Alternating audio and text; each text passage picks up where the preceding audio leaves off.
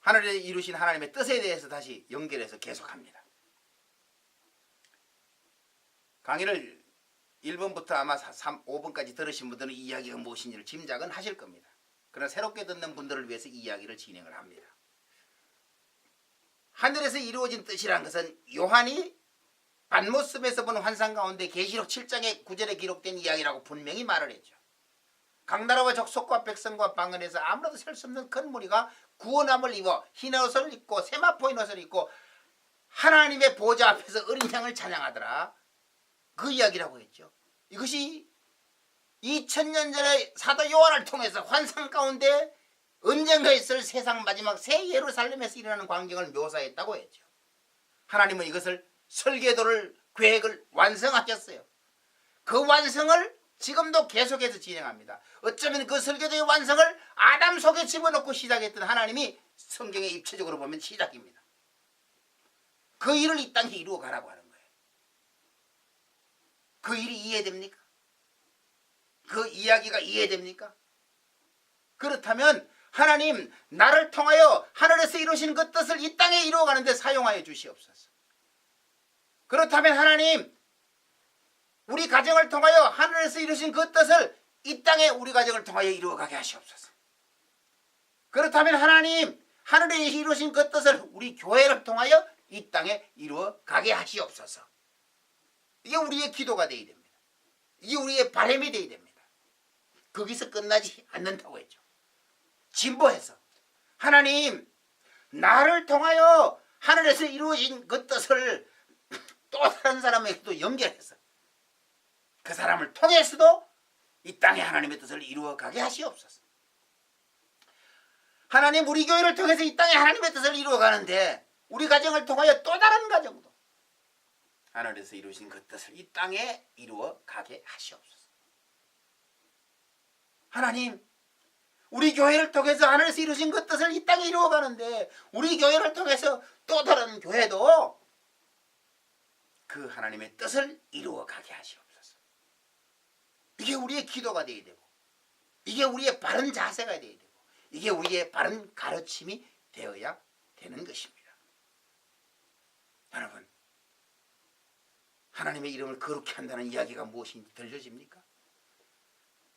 그 얘기가 깊이 새롭게 인식되어지고 변화되어져요.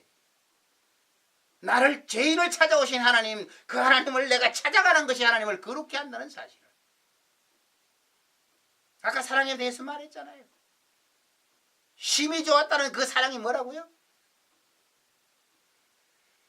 하나님이 나를 통해서 이루실 일, 성취하고자 하시는 일, 그 일을 통해서 나를 찾아오셨고 나에게 사명을 주셨고 말씀을 주셨으니까 내가 받은 사명과 부르심과 말씀을 통해서 내가 하나님을 찾아가겠습니다.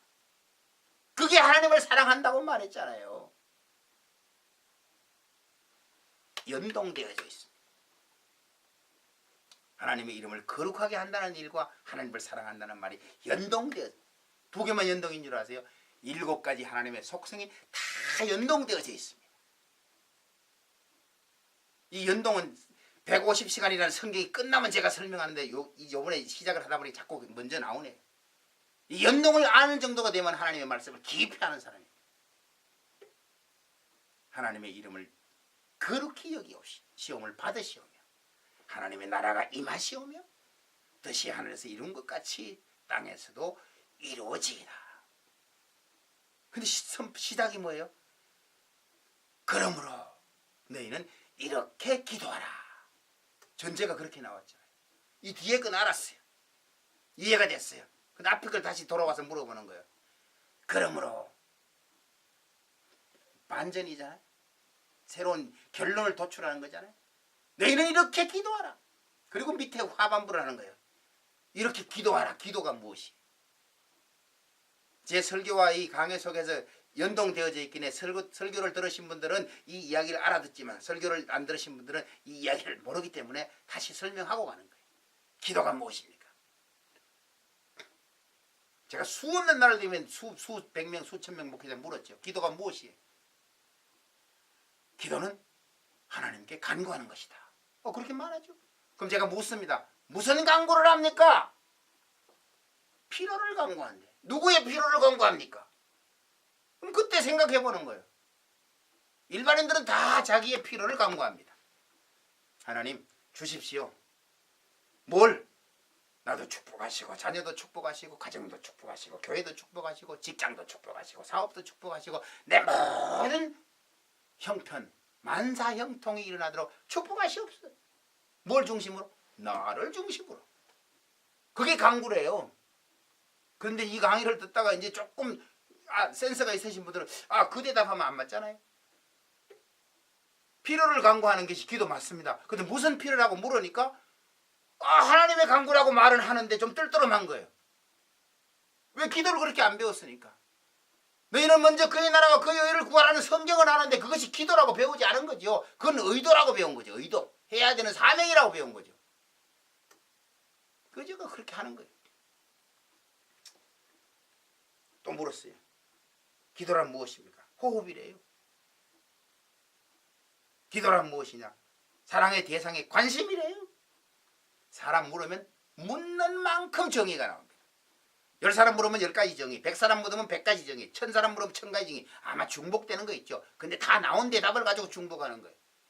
근데 입체적 성경 원리 이해로 보는 대답이 안 나오는 거예요. 왜?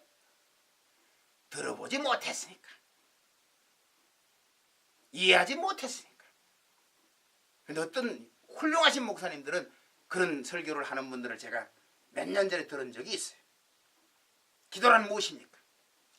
기도란 하나님의 말씀이 표준이 되게 하는 것입니다. 하나님의 말씀이 핵과 같이 중심이 되게 하는 것이고 하나님의 말씀이 모든 일의 시작이 되게 하는 것입니다. 그게 기도입니다. 표준과 중심과 시작이 되게 하는 것. 이게 기도를 이해하는 첫 번째 사건입니다. 세상에 모든 시계가 있는데 그 시계의 표준이 어디입니까? 훌륭하신 분들은 다 알아요. 영국 그리니치 천문대의 시계에다가 세상의 모든 시계가 1년에 한 번씩 각국의 시계가 맞춥니다. 100년이 가도 상관없고 1000년이 가도 상관없어요. 왜? 매년 수정해서 맞추니까. 틀려봐야 1년이에요. 틀려봐야 1초, 틀려봐야 100분의 3초, 100분의 5초예요. 다시 맞추면 돌아오는 거예요. 하나님의 말씀에, 기도라는 하나님의 말씀에 표준이 되게 하는 거예요. 핵심이 되게 하고 시작이 되게 하는 거예요. 이게 첫 번째예요. 이게 기도의 시작이에요. 두 번째 기도가 뭔지 아세요? 기도는 잘못된 것을 하나님의 말씀으로 고치는 것이에요. 안 믿는 사람 앞에 하나님의 말씀이 있어 없어요? 불신자들에게 없지요. 고칠 게 있어 없어요? 고칠 게 없어요. 죽은 사람 뭐 고칠 병이 어디 있어요? 죽은 사람 고칠 게 없어요. 살은 사람에게 고칠 게 있는 거예요. 살은 사람은 누구예요? 믿는 사람이죠. 하나님을 아는 사람을 고치는 것이 기도지 하나님을 모르는 사람을 고치는 게 아니에요. 하나님을 모르는 사람은 살리는 거죠. 그건 은혜 생명이라고 따로 있지 그건 기도라고 말하지 않아요. 불신자를 살리는 것을 가지고 기도라고 말하지 않아요. 믿는 사람이 하나님의 말씀에 자신을 고치는 것을 기도라고 하는 거예요. 모든 전자제품과 공학기계들에게는 기계가 있죠. 기계 고장나면 어떻게 해요? 고쳐야 되죠. 멀쩡한 기계가 있는데 고장나면 어떻게 고쳐야 됩니다. 핸드폰, 컴퓨터, 노트북 이름 하는 것도 없죠. 고장나면 고쳐야 돼요. 어디가 고칩니까? 수리집에 가지고 서비스센터 고치죠. 서비스센터는 못 고치면 싼 거는 내버리고 다시 사요. 근데 비싼 거는 버릴 수 없습니다. 제가 이런 예화를 많이 듣습니다. 뭐 메르세데스 벤츠, BMW, 또 뭐요 선전하는 사람은 아니에요. 페라리, 또 더 좋은 차 뭐 있죠? 슈퍼카. 그거 반박딱 깨졌다고 수리집에 반박했다고 차 버립니까? 안 버립니다. 공장에 연락해서 석 달이 걸려도 부품 공수에 와서 부품을 가지고 와서 갈아 끼워서 다시 쓰죠. 기도란 내 중심으로 살던 사고를 하나님의 말씀을 알아가면서 잘못된 것을 고치는 거예요. 버리기도 하고. 두 번째입니다. 하나님의 말씀에 내 잘못된 생각과 언어와 행동과 삶을 고치는 것이 기도의 두 번째입니다. 배우고 깨달았으면 고치는 거예요. 뭘 해주십시오 하겠습니다 이게 아니에요. 고치는 거예요. 이미 고쳐진 거예요. 세 번째가 기도의 의미가 뭔지 아세요? 가야 하는 방향과 목표가 되라는 거예요. 가야 될 방향과 목표가 되라는 거예요. 하나님의 말씀을 깨달았으면 그 말씀이 제시하는 그 목표점과 그 방향으로 가라는 거예요. 하나님 말씀이 우리에게 뭘 주죠? 레벨의 5가지. 예수 왜 믿었어요? 전달하죠. 생각나십니까? 예수님 왜 믿습니까? 천국 가려고. 뭐가 됐어요? 목표가 됐어요. 여러 가지 방향이 있지만 그 목표 천국을 향해 가는 겁니다. 예수 왜 믿어요? 복 받으려고요. 구체적으로 복이 뭐예요? 말씀에 순종하면 주신다고 약속한 약속의 복이에요. 그게 뭐예요? 목표 속에 가야 되는 방향이에요. 순종이 일어나는 것에 대해서 축복이 있지 순종 없는 축복은 없어요. 순종 없는 축복은 뭐예요? 하나님이 나를 찾아오신 은혜의 복이에요. 그건 내 순종과 관계없어요. 우리는 찾아오신 하나님의 은혜에 대해서 할 수 있는 건 아무것도 없어요. 할 수 있는 게 뭐예요? 말씀의 순종이에요. 그 순종이 하나님의 말씀을 향해 찾아가는 목표와 방향이에요. 그래서 예수님께서 우리에게 그렇게 말씀하신 거예요. 너희는 이렇게 기도하라는 기도가 이것이 되게 하라. 이것이 이루어지게 하라. 이것이 되게 하라. 이것이 이루어지게 하라. 이게 기도라고 그랬잖아요. 창조 속에 나타난 하나님의 사랑이 뭐예요? 하나님이 계획하신 일들을 이루어가고 성취해가는 것이라고 연동이 일어나는 거예요. 연동. 많이 더 들어야 이해해요. 아직은 내가 갖다 붙이는 것처럼 이야기하지만 제 강의를 계속해서 자세하게 듣고 나면 아 붙인 것이 아니라 저것이 저렇게 연결되어져 있구나. 이게 입체적 성경 원리 이해라는 아주 핵심적인 성경 이해의 원점을 이야기하는 거예요. 우리는 이 이야기를 놓지 말아야 됩니다. 너희는 이렇게 되게 하라. 너희는 이렇게 기도하라. 너희는 이것이 되게 하라. 너희는 이것이 이루어지게 하라. 그 하반부가 뭐라고요? 이제 시작이 하늘에 계신 아버지. 아버지의 이름이 거룩히 여김을 받으시오며 하나님의 나라가 임하옵시며 하늘에서 이루신 그 뜻이 이 땅에 이루어지게 하라. 그것이 여러분 마음속에 이해되고 준비되고 결단되고 가야 될 방향이 되었다면 오늘날 우리에게 그 일을 위해서 필요한 양식을 주옵시고 그 일이 뭐예요? 앞에서 전제한 하나님의 나라 이름이 거룩히 여김을 받고 하나님의 나라가 임하시오며 하나님의 뜻이 하늘에서 이룬 것을 이 땅에 이루어져 가려고 하니까 그 일을 위해서 오늘날 일용할 양식을 달라는 거예요.